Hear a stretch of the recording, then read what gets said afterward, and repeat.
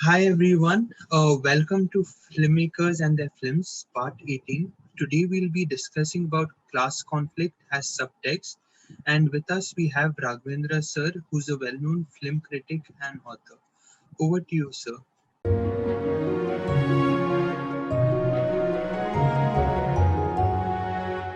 So I'll start away straight away. See, by and large, the class conflict when they're depicted in cinema, they rely on broad categories. By and large, see, colonizers versus colonized. Can you name some movies? Battle of Algiers, workers versus capitalists. Any number of movies. I think one called Blue Collar. There is your Namak Haraam, occupation forces versus subjugated people, including that karate for the kung fu film Ip Man. Ip Man is also that, right? And then peasants versus landowners. Now, all these are sort of generally broad categories, political categories, right? Conflict, this is the basic thing. But what happens is, when you're dealing with less broad categories, class conflict would feature in a majority of serious films. For example, you look at characters represented in popular cinema, okay? What class does Batman belong to? Capitalist, right? He's got this thing, Quite he's got rich. industry, he's filthy rich, he's got industries, he can produce whatever he wants, he can produce equipment, he can do research. See, and what does Spider-Man belong to? Spider-Man would be working class, right? He always has this problem of making ends meet. He needs higher wages, so he belongs working class. So even when you take popular cinema, you find that even superhero movies, it's difficult to avoid this thing of class. If you take, for example, Superman, Superman himself is from another planet, but he is adopted by some, I think, people in the countryside or something, some farm, something that sort of thing. There is some indication of who his adoptive parents were. Okay, a class is any group of people with advantages or disadvantages in relation to others, where these advantages or disadvantages are themselves enough reason for them to see themselves as constituting a singularity. This is what I take class to mean. Okay, I'm trying to come up with some broad definitions. Okay, this difference, this creation of a class, may be a result of birth, which is aristocrat, Dalit would be, I think, of birth, or educational status, okay, or language group. For example, people who speak English in India would represent a language group with some privilege, right? They would belong to an upper class in some sort, okay. Caste group, okay, racial group, okay, racial group would be African American in America, okay. Caste group in India, what it would be, economic status, rich, poor, right? Gender and sexual proclivities, gay. Now, all these are classes because they are either disadvantaged. They're usually, many of them are include a disadvantaged group of some sort. Okay, but the point is, virtually anything where some bonding takes together, okay, it's possible that it will constitute a class. Okay.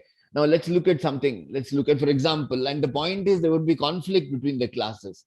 Now, if you take, for example, caste groups, let's take something Dalit group like a Chamar, right? Okay.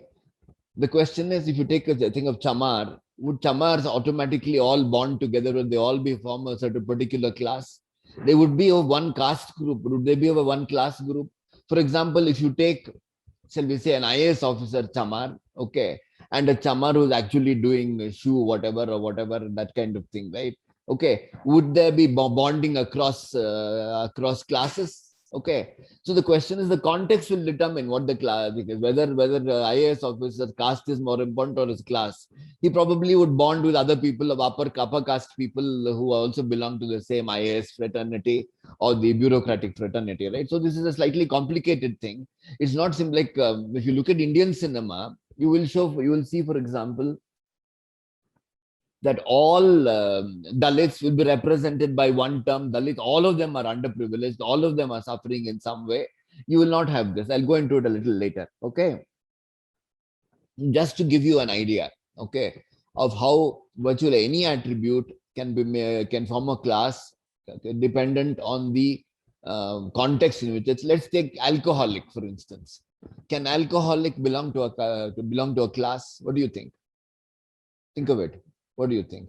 Or is there some context where you can think alcoholics could belong to a class? Would there be some context in which all alcoholics might belong to a class? Which means disadvantage or advantage.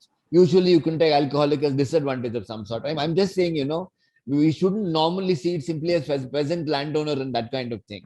We should be able to enlarge it in some way to see larger things, right? So I'm saying, I would think, for example, I just thought about it when I was doing this preparing for this class.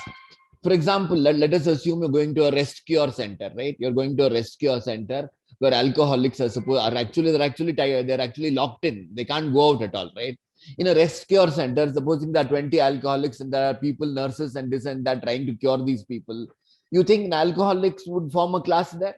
They would form a class. I think, there would be politics of some sort, advantage versus disadvantage. Advantage would be those people who are not alcoholics versus alcoholics who are disadvantaged, right? It's possible. Just imagine within the closed environs of a nursing home meant for alcoholics. Just imagine a situation like that, right? So the point, I mean, you're agreeing with me. If you have any doubts, you please express your doubts here. But my Uh, general sense is virtually any attribute, if it confers advantage or disadvantage, okay, can constitute a class where people would band together in some way. This banding together is not across the whole of society necessarily. Within a somewhat, within a certain situation, within a particular environment, within a particular milieu, which could be very small, right? In a joint family, for instance, in a joint family, supposing there are men and women, okay, sisters and brothers, supposing that there are 12 brother children. In this child, there are 12 children. You could say that women might constitute a class, male offspring might constitute a class. So that kind of thing could happen. Of course, it would also be gender. But I'm saying it could be a very small group in which class is defined, right? It could be. So I'm just gave you the example of the alcoholic as a possible way, as a possible thing that under certain circumstances, it could constitute a class. Okay. Okay. So now, okay. So the no, question is, but just please. just one thing I would like to share. Suppose like if we just make two groups, right? Yeah. One is alcoholism, and let's say the second is smoking. In Yeah. that, if you differentiate that one, is a alcoholic, non-alcoholic, one is a smoker, non-smoker. In that way, if you divide two groups, but again there would be intersections as well, No, see, right? the I mean, question like, is, see, wait a minute, 1 minute. See, alcoholics and smokers, okay, could constitute two classes, but would they come into conflict? You'll have to devise a situation where they come into conflict. How would they come into conflict? An alcoholic, I thought of a situation where alcoholics and non-alcoholics could come into conflict, like the environs of a nursing home where alcoholics are being cured, right? Similarly, smokers and non-smokers could come into conflict in a club. Let's assume a club where there is a smoking room where people are allowed to smoke. Outside, they're not allowed to smoke. Okay. Then people, when they're having something party or something, they'll have to go into that thing. So that will cause some kind of division, right? Okay. So you can imagine smokers and non-smokers, because one smoking would confer a disadvantage upon you in a certain environment, right? Okay. But smokers and alcoholics don't seem to be intersecting in any way. You get me? Okay. Okay. Whereas smokers and non-smokers would. I mean, you can possibly think of it. You'll have to you'll have to invent a situation where this would work, right? Okay. You get me? Right? You'll have to think of it. I'm talking about fictional situations which could happen in real life. I mean, after all, we don't know how alcoholic these nursing homes function, right? We don't know about that. I mean, at least I don't. So the question is, so exactly how these things function, we'll have to look at it, right? So I mean, when you're constructing fiction, okay. Now the point is, okay, disadvantage in one situation could become advantage in another situation, right? Okay. Now, if you take, for example, being born Dalit is a disadvantage, reservation of some sort for Dalits, okay, would make an advantage out of a disadvantage, right? In some way. I'm not saying, look, we may not have reached the position where the advantage overrides the disadvantage. We may not have reached that position. But the question is, within, again, a smaller group, within something, a disadvantage of some sort could become an advantage, right? So the question is, that some kind of thing like,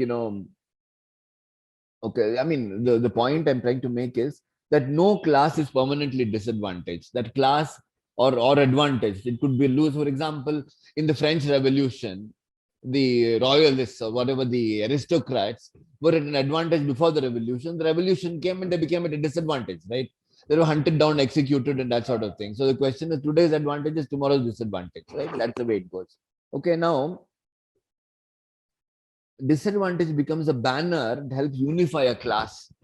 That is, people disparate elements within the class become what do you say? They can band together under a banner, and it could be something like Black Lives Matter. Okay, that sort of thing would bring this as an as a. So the question is, okay, the important one of the important things here is capital is a key notion in defining advantage, but it need not necessarily be economic capital. You get me? Okay, it's not necessarily economic capital that does something. There could be other things. For example, let's take something like, you take, for example, let us take, see, Brahmins are not known to be landowners by and large, right? The landowners are other Sudra castes and all that. They'll be the landowners, right? And they have landed power and they have political power of some sort. The Brahmins have not held political power, but they have other thing which is cultural capital, right? Okay, so cultural capital is something which empowers. Okay, but it's not necessarily monetary capital, it's cultural capital. Similarly, can you think of any other form of capital? This may not inform a class. An individual can have that kind of capital. Can you think of a capital other than cultural capital, economic capital? What other capital can you think of? You won't find a class. What about Gandhi? What capital did Gandhi have? He had moral capital, right? Okay. So the question is that moral capital gives you power of some sort. Gandhi acquired his power. All he had to do was go on a fast. If he goes on a fast, people will do whatever he wants them to do, right? That kind of thing comes out of moral capital. So he had moral capital, and the basic thing is you exploit moral capital in some sense. So you've got moral capital. I've got this kind of thing. Okay, I acquire this, I acquire that. In your mythologies, for example, doing penance gives you capital. You gives you access to weapons. It gives you access to boons. Gods will come and give you boons. So all this is some kind of thing. You can build up capital, okay, which is not necessarily monetary capital, but forms of capital can be converted into, are convertible in some way. Okay. One of the things of capital, for example, one of the things is it is known, of course, in India that political capital, if you have political capital of some sort, right, you can convert it into economic capital, right, in countries like India. Okay, that is, which is you amassed wealth. Corrupt means is you're converting political capital into economic capital, right? But in America and all that, it's the other way around. You have economic capital. You're a millionaire or a billionaire, and you use your money in order to get into politics, right? That's also convert. So the question is, you build political capital out of by converting economic capital into political capital. Okay, so these are the various things, right? Now the question is, the important thing here is, okay, every member who belongs to a class in a fictional situation, okay, but follow me, need not exhibit the qualities that essentialize the class. You understand what I mean by essentialize?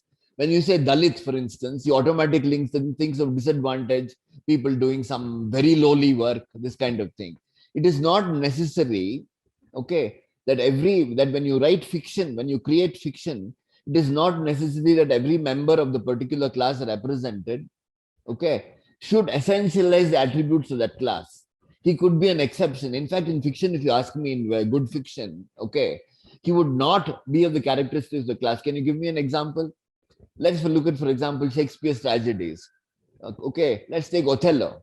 What is Othello?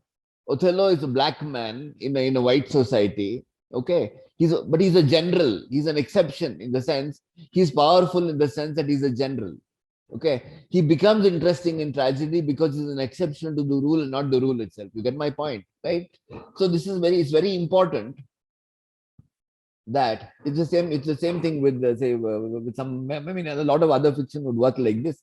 These movies I'm trying to I've shown you this time are actually films where the class characteristics of somebody are not essentialized, which is why it becomes a subtext. It's hidden under the surface. You don't come to know the class characteristics so easily, and people don't behave towards each other as if they embody the caste or the class, not the caste. Okay, they behave a little differently. Okay, this is the thing. This is important. And another thing which is important is the notion of hegemony. Okay, what is hegemony? That within a particular thing, like the hegemony is setting the rules of the game. For example, you could say, I give you an example once again under reservation and thing, that the Dalits, the upper class Dalits within the Dalit community will represent a hegemonic, shall we say, force or hegemonic influence within the thing. They will decide on the whole what Dalits should demand, what the Dalits should want, what the Dalits should seek. And so the question is, they would come in the way of economic criteria being applied to Dalithood or whatever Dalit reservation, right? You get me? So this notion of hegemony is very important. Hegemony is the thing by which the rules of the game is the power within a particular group or whatever. Okay, there is no open conflict. Okay, it is not defined conflict. But the point is, by dominating a certain group, they will, in this context, I'm saying, they will in some way or other dominate the group and get what they want through the group, right? That's hegemony. Okay. Now, coming to the last thing here is the issue of ideology. What is ideology? Okay, these are all sort of basic definitions. Ideology is what Engels, Frederick Engels, called, he described as false consciousness, the consciousness. That when a person does what he thinks is right, okay, social convention says that something is right. A woman conducts herself according to ideal womanhood in, say, in Ramayana, say, okay. Now, that ideal womanhood is, it pretends is an absolute value, right? It's not an absolute value. It is rather historically determined by certain circumstances. So this ideology is this question of, is this question of course, we use it in everyday parlance, we use it very differently. The ideology of the Janata, of the BJP, the ideology of the Congress party and that sort of thing. But ideology in the Marxist sense is it's hidden, okay? You think it has an absolute value, but basically it's historically determined, it's concealed. The circumstances under which arose, for example, ideal womanhood, something like that, right? Okay. These conventions, ideal gentlemanliness, okay, being gentlemanly, being, what is the word, cultured, okay, these are all terms, okay. What is being cultured would be upper class, upper this thing, education, all this would determine that, right? But the point is, they don't talk about it like that. They talk about it as something which is natural to a person. You get me? Okay.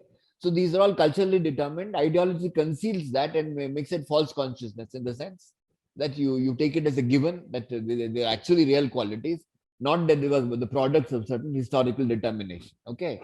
Okay, now I'll go to the next thing, which is rules of the game. Normally what they do is, in Indian cinema especially, you will not find, okay, you will find privilege and money going together. Okay.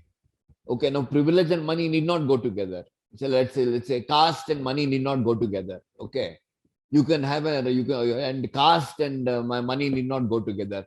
Caste and power, like for example, it doesn't mean that all people who belong to the low caste are all low class also. It doesn't mean that. You could belong to a low caste at the same time become high class. Okay. It's possible. And if that happens, they will create a hegemony there. You get me? Okay. So the question is, they will band together under caste. People will band together under caste because the hegemony of the upper class, okay, will prevail over the lower class. Okay, you'll get me. Okay. See, Chamars, for instance, as I said, a Dalit community, they're normally of one caste, but the question is that hegemony of the upper thing is provided by the fact that in terms of class, they are different, right? You get me? Okay. This could happen in a small group, it could be an enclosed small group, or it could happen in a big group. Okay. So these are the things. So again, like today, like for example, there are so many things, empowering things. Let's take, for example, something like political correctness, right? Political correctness, in my view, is itself an empowering thing of some sort, right? In the academia, for instance, what would happen in political correctness is my own, I mean, this is entirely my own belief, is it's actually a way of reducing the level of intellectual activity to some level where the moral things are more important than the thing. So, for example, you were discussing Picasso. Supposing you discuss Picasso or modern art or something, or what happens is it becomes a somewhat intellectually rigorous kind of thing. You are required to put in more effort, right? So the question is, if you turn it into political thing, what were Picasso's relationships with women? And you say Picasso did this to women, exploited them, and the whole thing goes into Picasso's what do you say? Okay, Picasso's personal conduct vis-a-vis women. What would happen is there'll be a kind of, shall we say, the hegemony of political correctness. You get me? Within the academia, there is a hegemony of political correctness within the academia, which would ensure that this political correctness becomes a way of judging great artists or great artist literature and all that. You get me? There is power exerted. There is this thing exerted within this thing by which within the body, okay, which will ensure that a certain group, which is probably less equipped in terms of aesthetic criteria, in terms of philosophical criteria, which would jump for the moral criteria, which would itself give you some kind of thing. You get me? So this is the way these things work. Okay, this is the way the things work. Within any group, there'll be hegemonic entity. There will be ideology. There will be everything, right? So the question is, most often these things are hidden, as if there are no interests in operating here. But if you look a little deeper, okay, you will understand these interests. And this is true when you're writing fiction. If you're constructing fiction, one of the things is to be aware of these things, to be aware of how these things work, right? Okay, let's go to the thing of rules of the game. Okay, that's class affinities and private antagonism. I'm saying this film is about the goings on in an aristocrat's country house, in which class relations play a large part. I'll deal only with that aspect. There are other aspects in the movie apart from class conflict. I'll deal only with class conflict. Okay. For example, there are sexual triangles in this movie. I will not talk about that here. I'll only talk about it to the extent that it implicates class. Okay. Okay. This is the house of a marquis. The marquis has three main servants: his wife's maid Giselle, her husband Shoemaker, who is a gamekeeper, and the poacher Marceau, who becomes a household servant. The gamekeeper is interested in protecting the game of the game in the estate. But just look at this, okay? The marquis, I think it's pronounced, gets friendly with the poacher who's actually harming him. You get me? Okay. The poacher is destroying his game, catching his game, profiteering at the benefit of the marquis. But the marquis, being a gentleman, is amused. See, the point is this: allowed pilferage. Okay. He says this much is allowed. I'm prepared to tolerate because the guy amuses me. He's a likable fellow. I don't mind if he picks my pocket once in a way. I mean, he's friendly. I like this guy. I like his company. Whereas the loyal servant, I don't like the loyal servant because the fellow is a bore. Okay. He's too stolid. He's going around doing his thing. He doesn't understand. He's stupid. He doesn't understand. He's not an amusing fellow. Okay. I've got so much money. I can afford to lose a little bit to this guy because he entertains me. He keeps me amused. It will be nice to have him in my house, and so that he can keep people amused in this way. So the question you see this, right? He is doing harm to me, material harm to me, but because I can afford a little bit of harm to myself, okay, I entertain this guy. I allow him to come into the household and allow him, knowing fully well that he's a scoundrel, right? Okay. I know he's a scoundrel, but I also know that what the damage he can cause to me is not so much. But this fellow is an entertaining fellow to have around. This kind of thing, I mean, see, this reinforces the thing in the movie of this gentlemanliness, the aristocracy, indulgent, right? See, the indulgence of the aristocracy comes because the aristocracy is not threatened. It wouldn't have been indulgent at the time of the French Revolution. You get me? Okay. So the question, this is very interesting. The second thing is the wife, the maid, Giselle, is much closer to the mistress, Christine, than to her own husband. This entire thing of, class loyalty, right? This is a Marxist thing, Marx felt that class loyalty would prevail over everything else, right? Okay. But class loyalty does not necessarily prevail over everything else. Here in this particular case, she prefers the company of she feels that her own individual, here again, the individual, right? Okay. She feels she has more in common with her mistress than with her husband. Just look at this, right? Okay. Okay. She feels, that my own tastes are aristocratic, my tastes are this, my own understanding of men is the same way. So I can have something more to say with the mistress of the house, the marquise, okay, rather than my own husband, who's a duffer, who's a gamekeeper, always fit for his outdoor activity, he cannot do anything. Okay, this is basically the attitude of the maid, right? So the point here is, if class loyalty is normally the condition, is a normal condition that people of one class band together, Here, this film acquires value because of this girl being an exception to that, right? She prefers to hobnob with the upper classes. Do you know the story of that guy, the Indian guy who was, who was caught for insider trading? What is this guy's name? Insider trading. He was trying to hobnob with the upper classes, he was a millionaire. He was trying to hobnob with billionaires and he got in trouble. I forget his name. He's in jail now. American guy. I forget his name. I forget this chap's name, whatever. I mean, he was trying to hobnob with Bill Gates, and they're like, he was only a multi-millionaire. He was not a billionaire. So he was trying to live above his means, and therefore he got into this insider trading racket and had to go to jail. Okay. So the question is, what is important here is that it's the exception which is much more interesting. When Marceau, okay, comes into the house and he starts flirting with Giselle, making Shoemaker jealous. Okay. When finally the entire thing, the climax in the film occurs, there are two climaxes, one in the upper level climax and one lower level climax. The lower level and the upper level come into kind of conflict with each other, with this Shoemaker going around with a gun within the upper thing, within the hall. He's not supposed to be inside the house, and he starts firing his gun at various things, and he's kicked out of that, right? It comes to that. When he goes on the rampage and he's kicked out of the house, okay, the Marquis tells him apologetically, tells Marceau, not Shoemaker, look, I have to kick you out also. Okay. I wouldn't have minded keeping you on, but if I don't kick you out, you will take advantage of that man's wife here. So I have to kick you out to protect the wife. He tells him, apologizes to him and says, I can't do anything about it. I have to kick you out. It won't be right for me to kick out that guy and keep you in the proximity with his wife, right? Because this guy is trying to flirt with his wife and trying to, take advantage of her. Okay, so that is the thing. Once this guy is kicked out, who? Marceau and what's the other guy's name? Shoemaker are kicked out. They're both sitting outside waiting for Giselle to come out. Giselle will not come out. That is when these natural enemies, poacher, just look at the class thing, right? That is when the poacher and the gamekeeper are natural enemies. Based on, like for example, the policeman and the thief are natural enemies, right? But you can imagine circumstances under which the policeman and the thief become friendly. Okay, class solidarity comes under certain circumstances. The policeman understands the thief. You can create. I mean, you write fiction. This is the basic thing, to understand things in such a way that you create these interesting class conflicts.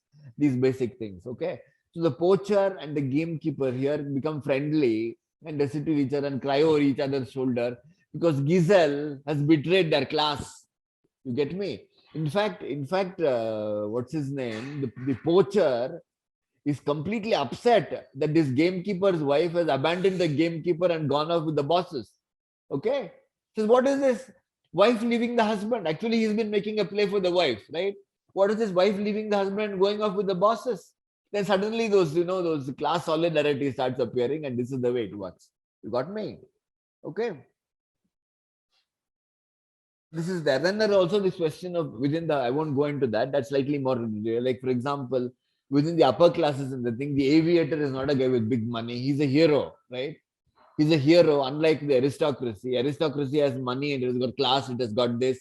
The aviator is a hero. If you look at the Greek epics and all that, and even the Indian epics, Mahabharata, okay, you can take the hero as represented by Karna and Arjuna, the king as represented by Yudhishthira and Duryodhana, right? The kings in the Iliad and the Odyssey, the king is represented by Agamemnon, okay, and Priam would represent the king, and the hero would represented by Hector and by Achilles, right?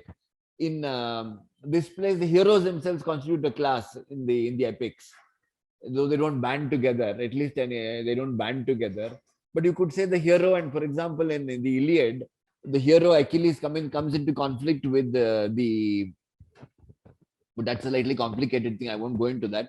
The important thing, the hero is blessed by the gods in some way. Okay, he is an offspring of the gods in some way. He is some part things demigod. He is okay. The king is not a demigod, right? So that demigod status gives them a certain class.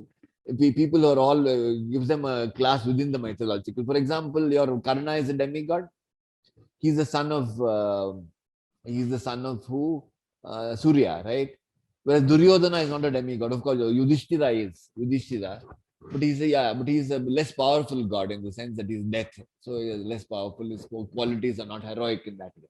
Okay, or heroic in a different way.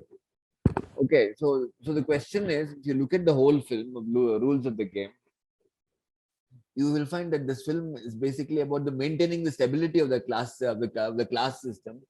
And then, what do you make of the hunt sequence, which is such a powerful sequence? What do you make of that hunt sequence in rules of the game? Anybody has any idea of what the hunt sequence is? What is it doing in that film?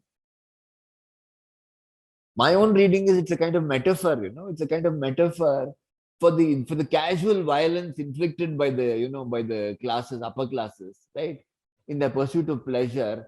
Like, for example, when you're dealing with the life of the upper classes in, say, France, also of that particular period, or any country in that particular period, you will not see how those that enjoyment of life, or whatever, or rather this pursuit of pleasure of the classes, is done within a certain milieu where other people are paying the price, right? You'll never see who pays the price.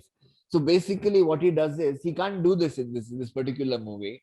He can't bring in that class angle. He cannot bring in class struggle, obviously, as the poorer classes, those fellows who are on the streets. For that, you have to go into Zola or some other writer of some sort. It won't feature in this kind of film. It will feature in another kind of film. Okay. He is showing this killing of the animals, harmless animals minding their own business, as simply as a kind of commentary on the kind of, complete, casual violence inflicted by these wealthy, by the things in their pursuit of pleasure. And there is no resistance offered. Okay, there is no resistance offered by the animals. On sequence, the aviator is hunted. Yeah, correct. Something like that. Yeah, you have got a point there. That's interesting. That he's also shot by the thing. Yeah, the aviator is hunted. The aviator bill. That's actually very. I haven't thought about it like that. The aviator is hunted. Okay, it works. Why? Actually, aviator is shot. He's not hunted. What is now? Who's hunted is the other guy, Octave, played by Renoir himself. Okay, but the person who's actually killed is aviator. But the point is, this casual thing hits somebody else. And it seems to be reversed in some way, because the people who are killing him are the lower classes. So there is some complexity here. You don't know how it works. That aviator himself seems to be, actually, he doesn't have a clue of what is going on, right?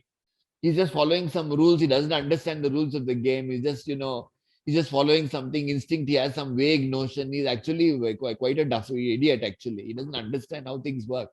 He's wanting to be honest. He's trying to be this. He wants to be right and all that, without understanding that this right itself is. It's a very complex film in the sense you can analyze it from so many things.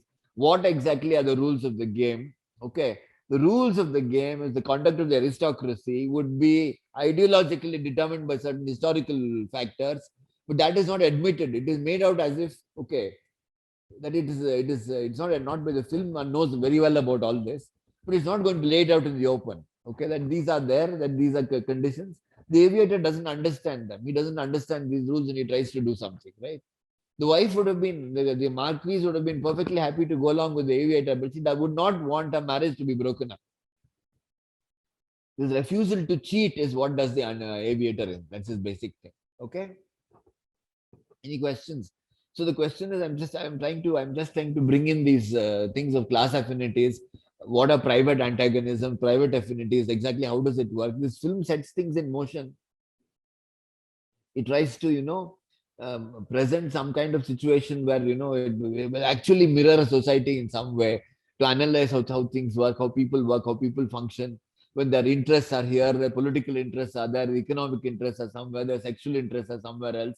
All of them, whatever I told you in the initial part of the talk, okay, is in some way or other, it is sort of, shall we say, illustrated in this film. You got me? Okay. Obviously, it's a work of art. It's not analytical, but the point is the way it is. All right, let's go to the next one. What is the next one? Divorce Italian style. Okay. Now, this film is a very interesting film, far more complicated than you would think. In this film is about a small Sicilian town. This aristocrat is tired of his wife, right, and covets his cousin Angela, but he cannot divorce his wife because Catholicism prevents divorce. So the question is, his wife is devoted to him. The problem is he's too devoted. He's lost interest in her. Okay. He's got interest in Angela. Now, there is an interesting thing here. Angela is a cousin. She's not any woman, right? She's also aristocracy. Then you have to make this point. The wife, the class is not mentioned. You don't get a mention of the class of the wife. What class do you think the wife belongs to? What class do you think she belongs to? What is your Maybe a idea? low, maybe a It will low not be lower, class. quite. It will be lower than this guy. I think that's all. Okay, probably middle classes, something like that. Okay, yeah, we don't know exactly. Of course, he only says he married her because of, broad hips or something like this. He says rounded hips or something is the reason he married her. Okay, that is what he says. But basically, what is the reason he married her is not made clear, whether there were economic reasons. Okay. So his plan is to drive her into adultery. The only way is to drive her into adultery. Okay. And when she's in the thing of adultery, to kill her as a crime of passion for which the sentence will be less. He's prepared to go to jail for 3 years. And he's prepared to go. He thinks the 3 years is all he's going to get. Okay. The important thing here is, okay, then the important thing is we are led to ask, what class does Rosalia belong to? What class does she belong to? Okay.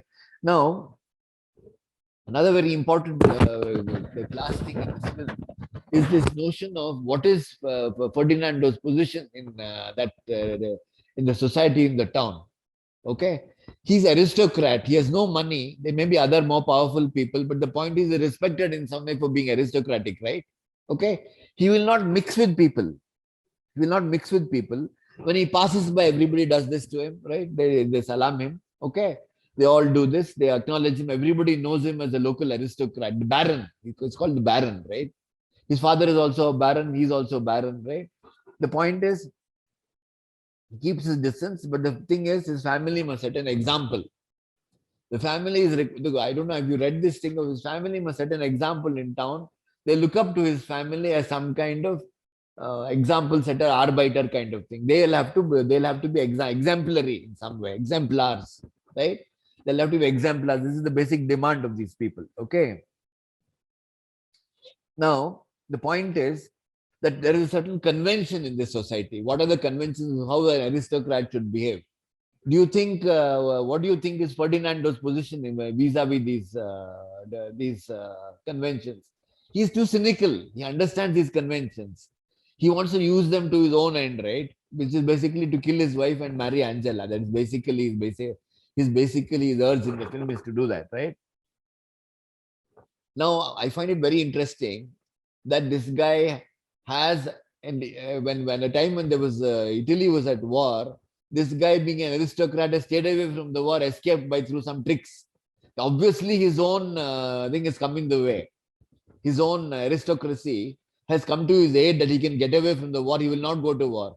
On the other hand, the wife's lover, what is the guy's name? What is the lover's name? Okay, I forget about the lover's name. But the point is that lover has been in war.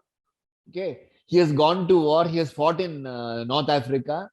He's fought in North Africa and he has suffered in North Africa. All the time when he was in North Africa and suffering, he could only think of this woman. So when he comes back, and you know very well when he comes back, what is the thing when he comes back?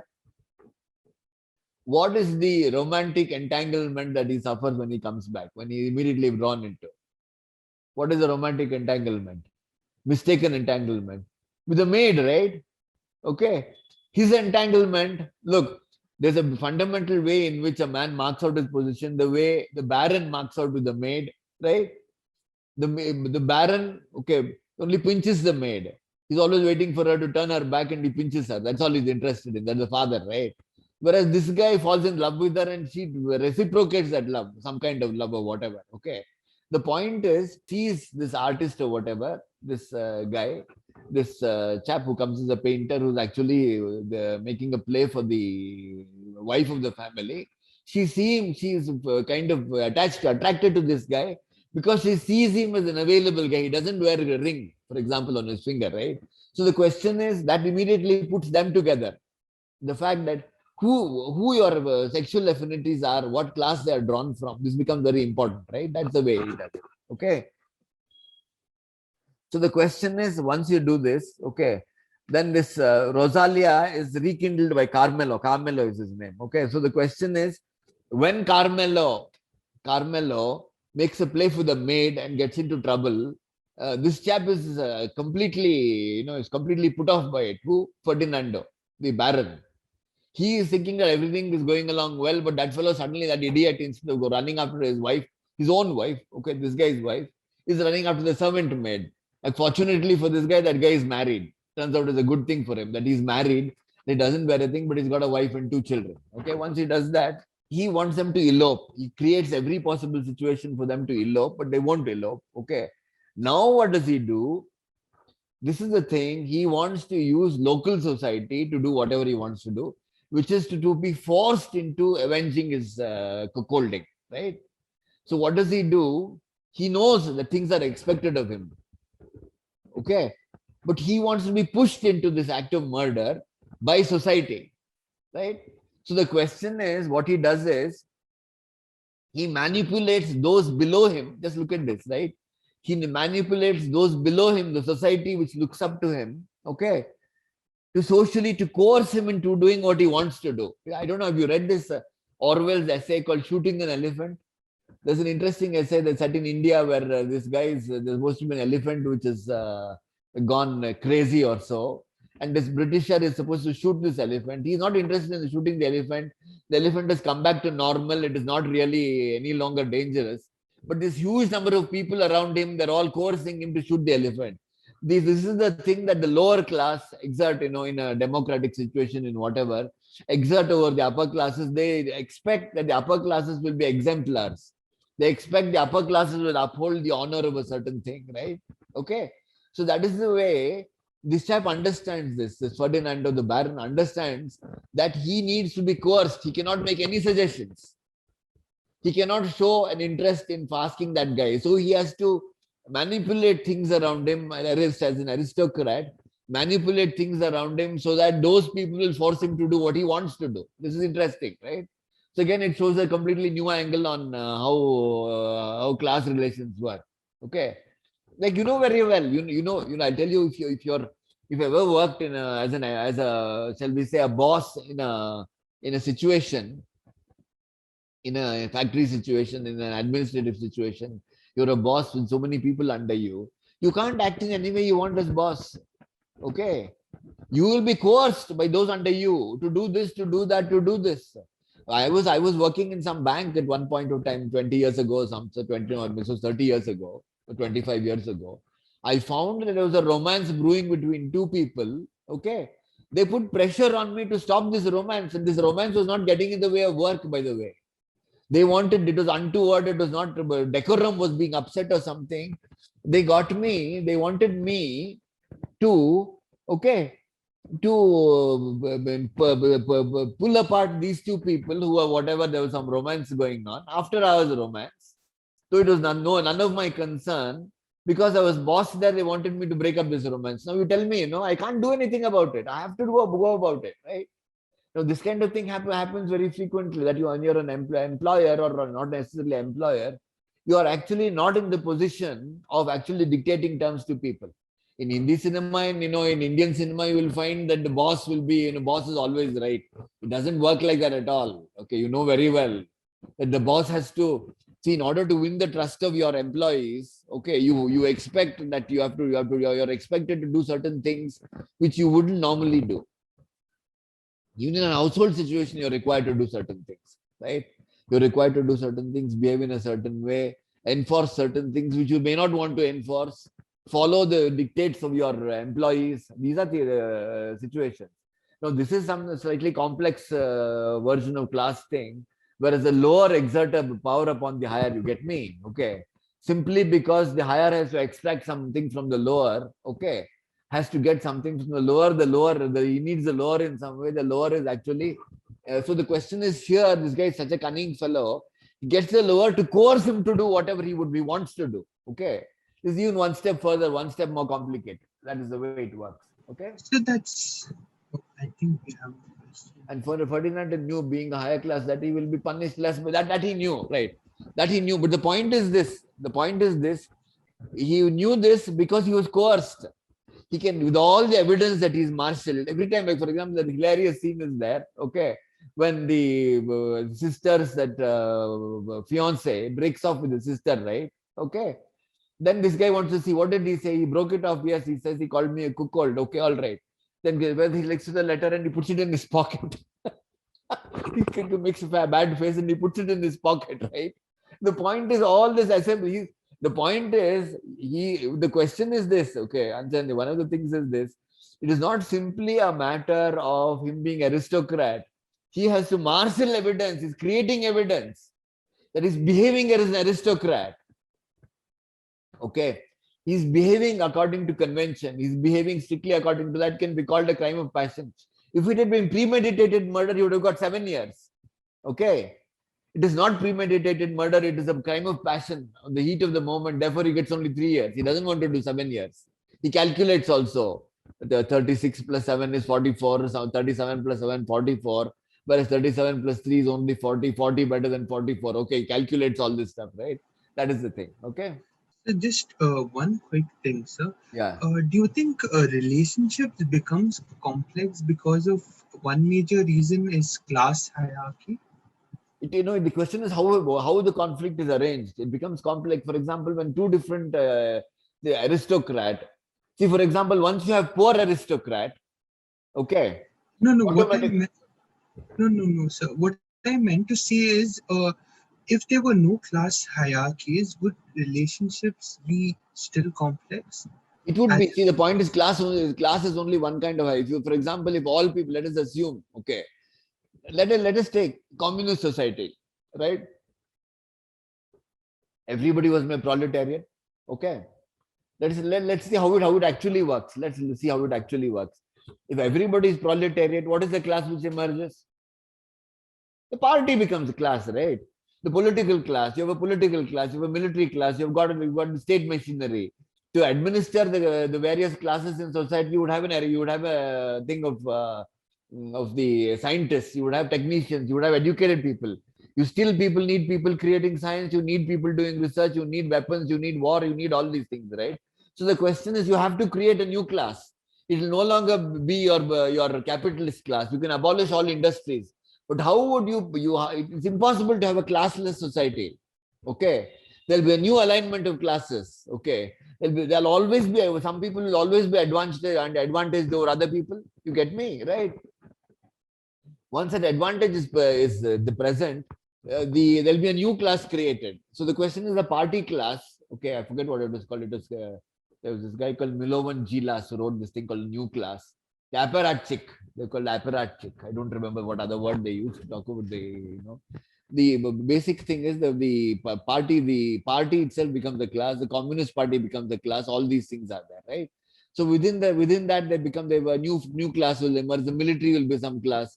If war becomes, see, for example, if now you can say today, for instance, in India, right? In the less patriotic era of India, say probably 10 years ago, okay, when patriotism was not at the forefront, okay, at that particular time, the army was a less powerful class in some way. Military was not so important. It was not a great thing to be military. But today, somehow, military officers are looked up to, right? So the question is that the military has advantages today that it didn't have 10 years ago. You get me? So this, as social thing takes place, the society keeps transforming. New classes emerge. Classes which don't have much power gain power. Classes which have power lose power. Okay, all these things happen. But it is impossible to have a classless society because somebody has to rule. Somebody has to be in power. And to in any society, for you to be in power, to enjoy power, to exert power, to use power, to administer, you need to create a class of some sort. It's impossible to have a classless society. You get me? Okay. This is the thing.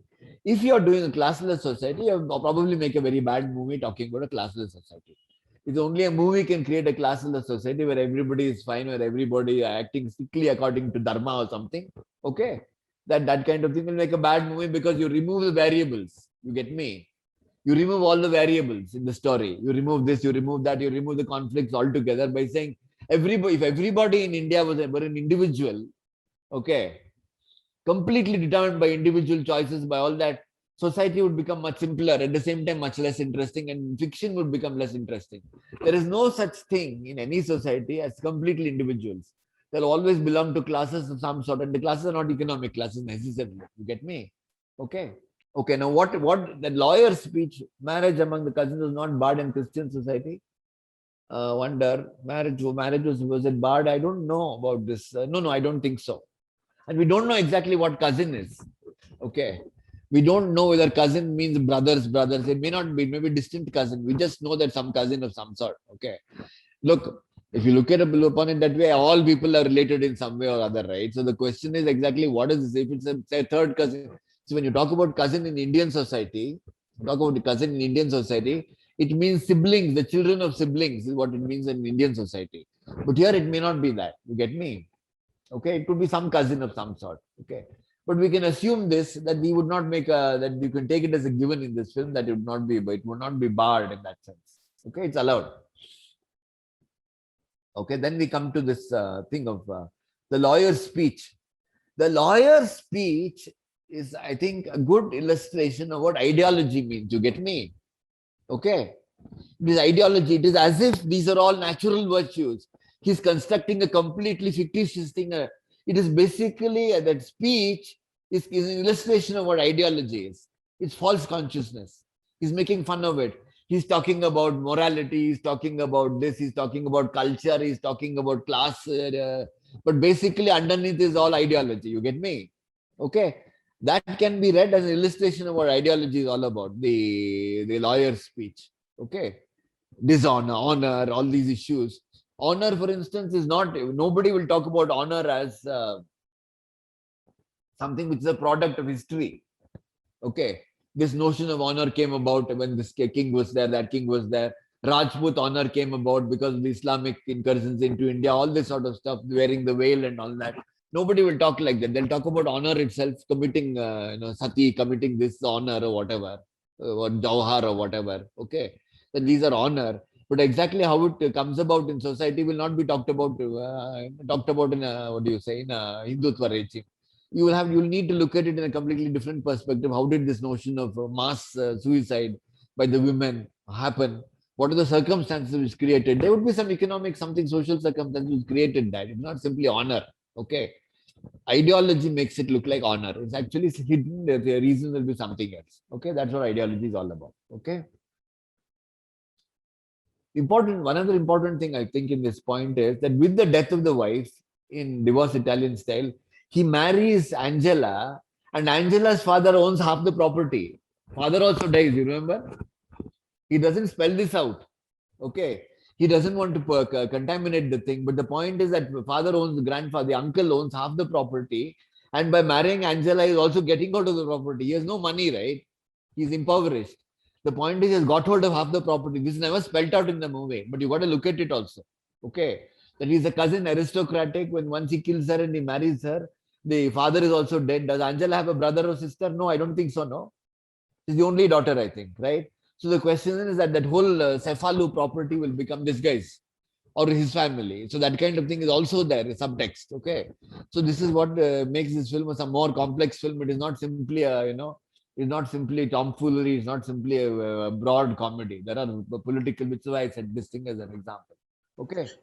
Shall we But go to in the the last? beginning, he disvalues the property, so devalues the property, saying Yeah, that it's broken and stuff. yeah, but the point, he also says one thing, right? He says one thing that the most valuable parts of this property are owned by the uncle, he says. You remember that scene? He says that, right? Yeah, Okay. yeah, So obviously property is a consideration of some sort. We don't know to what yeah, extent. yeah, Okay. He's making a comedy, a broad comedy, but this broad comedy has got layers, okay, which we are not fully fully told about, right? So this is the way you won't find this kind of subtleties you won't normally find in Indian cinema. Okay. Now let's go to the next film, which is Mizoguchi's film. I don't know. Okay, Mizoguchi's film. The story of last Chris. The Okay, story of last this is about chrysanthemums. okay. This is an interesting. Have you seen it before, or you saw it only now? Yes, yes. So before also it was shown. So when we were Okay. discussing Correct. Mizoguchi. Okay, Mizoguchi. Okay, so the question is, this fellow is the son of an actor. I will go through his past because that father is exerts some influence there, and the son himself is part of a hierarchy. The son is adopted son. So when the father has a real son, a natural son, okay, he starts, shall we say, being casual about this son. As a result of which, the son loses stature. within the organization. Okay, important thing is, one thing I found interesting when I looked at this time is this notion of otoku status. Now just look at it, right? What is she in the film? What is her thing? She's a wet nurse. What does it mean, wet nurse? That means she's a mother, right? She's been a mother. What does wet nurse mean? That means she has a child. So just look at her. What part of what the thing of society she comes in?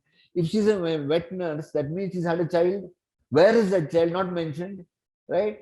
Who is the husband? Who is the father? Does she have a father? Does she have a lover? So it's likely, it is likely that she belongs to the geisha class or whatever, right? Concubine class. Okay.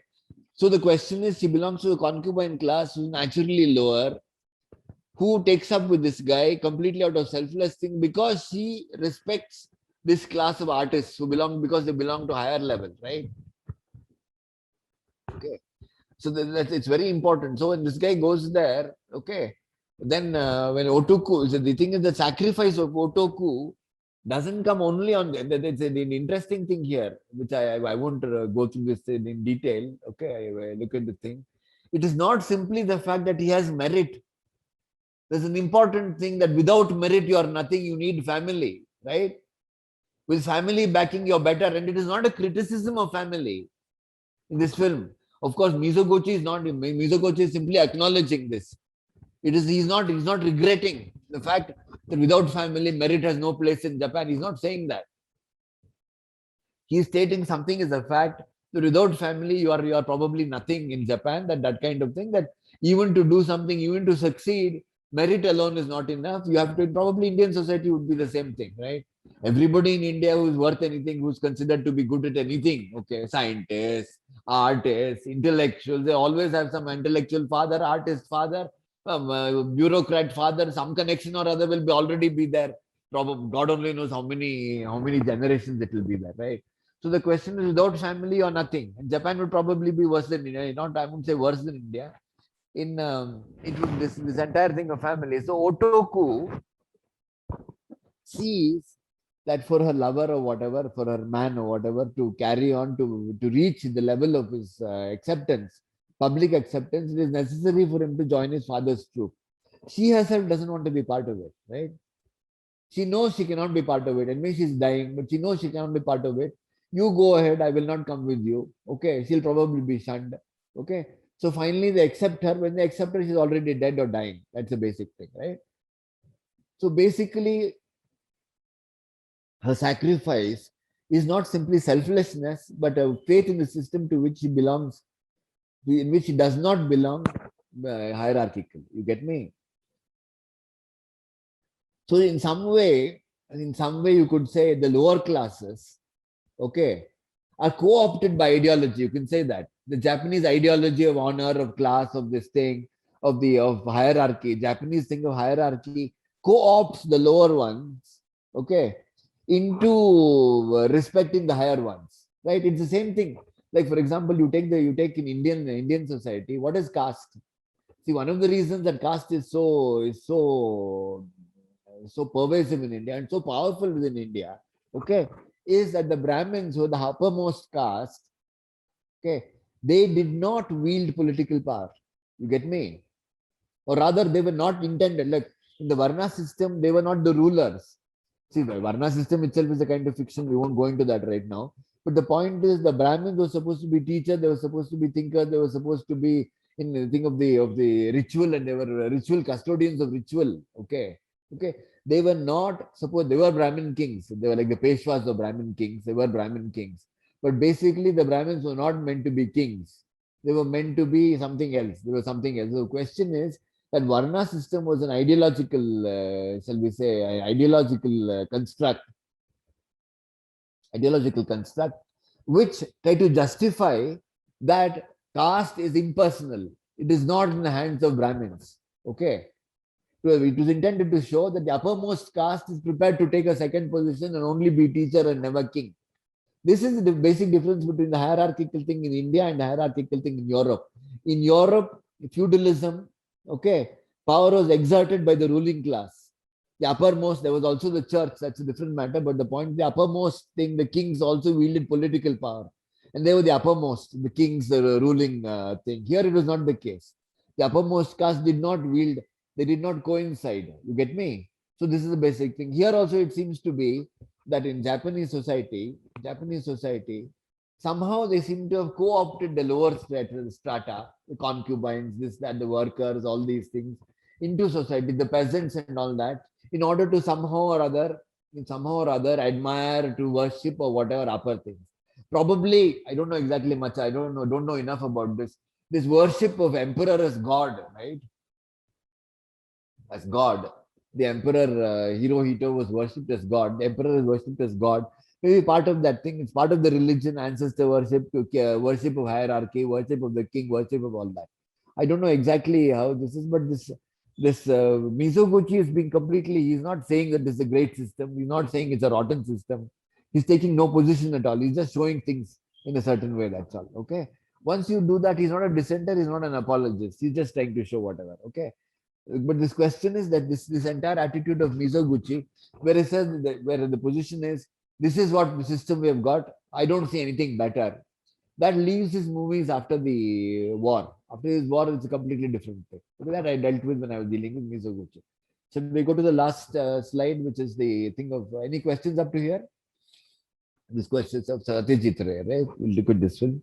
Now, this is about a feudal landowner in the colonial era who is financially weak, not eligible for credit, and is deemed cultural rivalry with the rising economic power in the shape of a money lender. Okay, this money lender is the rising economic power in that place, and the thing is that he can, whenever this aristocrat can get into some economic dealings with that money lender, he will not get into economic dealings with the money lender. He will allow it to slip.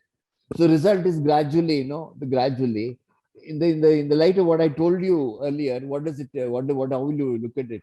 You could say that Bishwambar Roy, I think his name is Bishwambar Roy, has cultural capital. You get me, right? He Yes, has sir. cultural capital which the moneylender does not possess. You get me? Okay. But he is not prepared to use that cultural capital in any way. If he had gotten say some kind of thing with that other guy, right? He is seeing cultural capital. I'm not saying that this is all there in Ray's movie. I'm just saying, I mean, trying to interpret this in this way, that if he had, his refusal to refusal to, turn his cultural capital into economic capital, nothing prevented him from that. If he had used this land, if he had given this thing, if he had used his music room in some way, if he had set into some collaboration with the economic power there, which is the other guy, Ganguly, right? Mahim Ganguly, if he had got into this economic thing with that Mahim Ganguly, okay, his cultural capital would have probably become economic capital in some way. This guy refuses because he sees the entire thing is culture is autonomous. Culture cannot be turned into anything else. Culture is anything. It's class, it's breeding, it's this, it's that. He is not flexible in the thing of wanting to. This is the way I see the film, right? This is the way I see it. I'm not saying that Ray is, look, this kind of analysis is the role of the critic. It is not the role of the creative artist, right? The creative artist simply does something. He's portraying a situation. Now, what happens in that situation, why a person behaves in a certain way, based on whatever I've already told you, you could say that Bishwambar Roy does not understand this notion of cultural capital, and he can turn it into economic capital. Okay. So the question is, he's so, shall we say, a victim of his own image in some way. See, image is once again cultural capital. Okay, I'm there, I can call this person, I can use last of my economic, completely squander my economic capital in such a way as to enhance my career. But the point is this: you've got so much money, okay? If you've got so much stature in society, there's one more interesting thing, okay? Is the point that Mahim Ganguly, talks about himself as a self-made man, but he does not talk about him as a self-made man with pride. He sees Bishwambar Roy as a superior person. You must understand this. And this is the way. If anybody has any doubts, you please think with it. He does not see, when he says, I'm a self-made man, he says it with irony. I mean, that is the sense I read into it. And the fact that his car is stoned by urchins, well, this fellow's elephant is worshipped, right? Elephant is a symbol of this feudal fellow doing something which may be completely off, is no longer of relevance. But the point is that elephant gets more people, he gets people to worship him, to do this, to do that.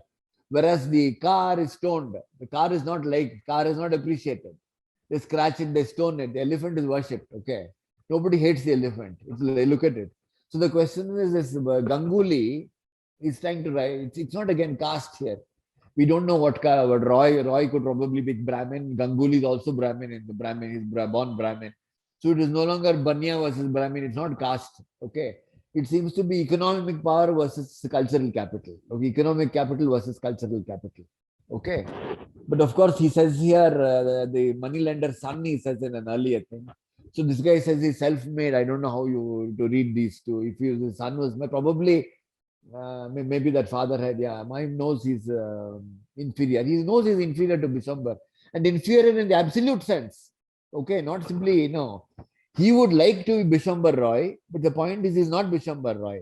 Okay, and he wants to make, he wants to make common cause with him in some way. We invite him, this, that, win his thing out of genuine admiration for that fellow. This is interesting, right?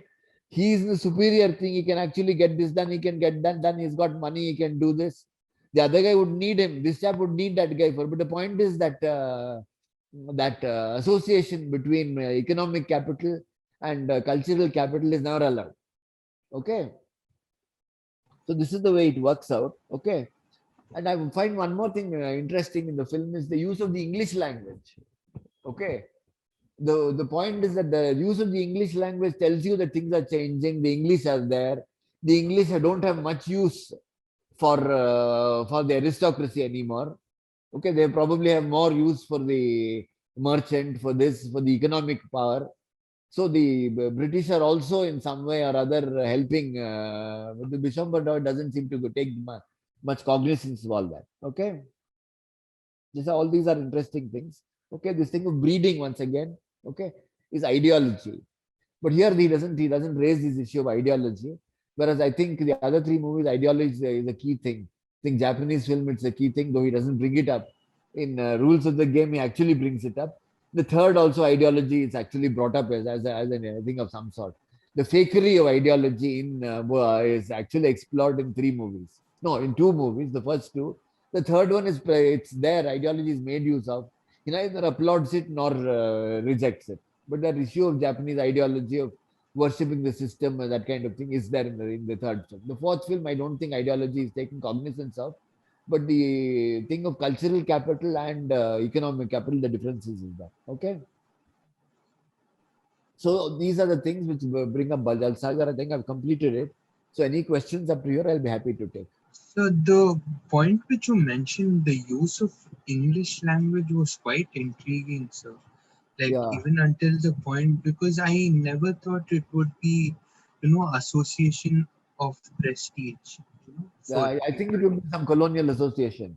See, both of them are now. See, the point is, I think both need the colonialists or outside the frame of the picture, right? Yeah. Both of them have to have been influenced by colonialism. They're all outside the frame of the picture, right? Okay, the colonialists I never mentioned. They're not shown as any kind of power. Okay. And okay, they're not shown as any kind of power. They're outside the frame of the picture. They're not mentioned at all. It's just shown as these two. But the use of English in some way or other invites them into the picture somehow. Well, exactly, both of them seem to need the thing. Neither of them can manage on their own. Though the fellow talks in terms of breeding and thing and all that. Okay, the breeding seems to be all colonial legacy. It's not pre-colonial. Everything seems to be colonial. Okay. So, I mean, if you look at it, I mean, after all, Ray would know very well about landed gentry and all that. The Zamindari system was created, permanent settlement and all that was created by the British themselves.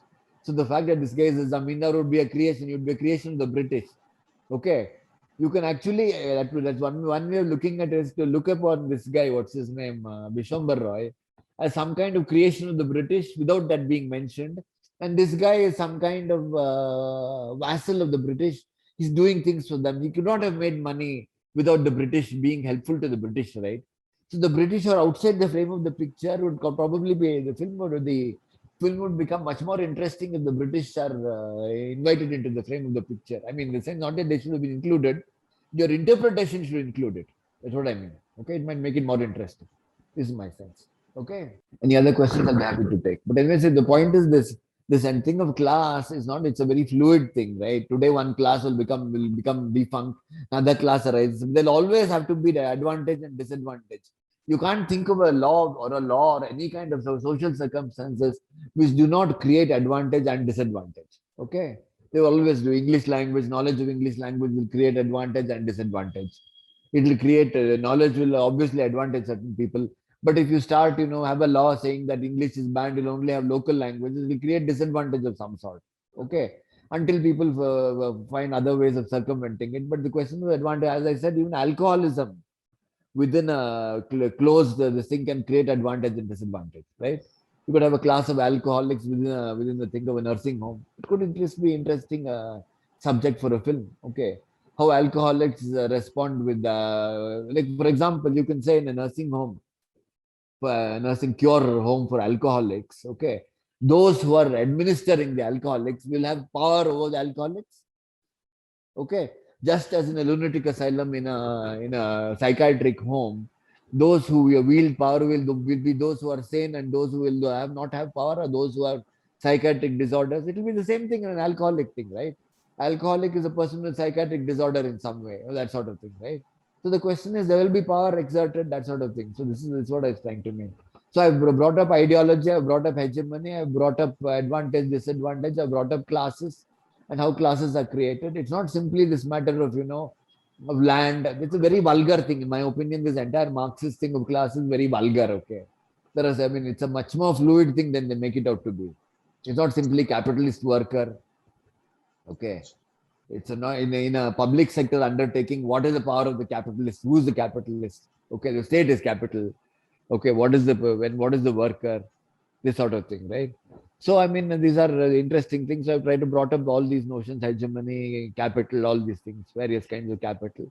So I hope you've sort of made some sense of you what these films are through these films. It's some kind of analysis I've tried to do. Okay, so I'll stop here. Any other questions? Yeah. Okay. All right. Thank you so much, sir, for My the pleasure. My session, and pleasure. thank you Yeah, so yeah, my much. pleasure. My pleasure. Thank you. And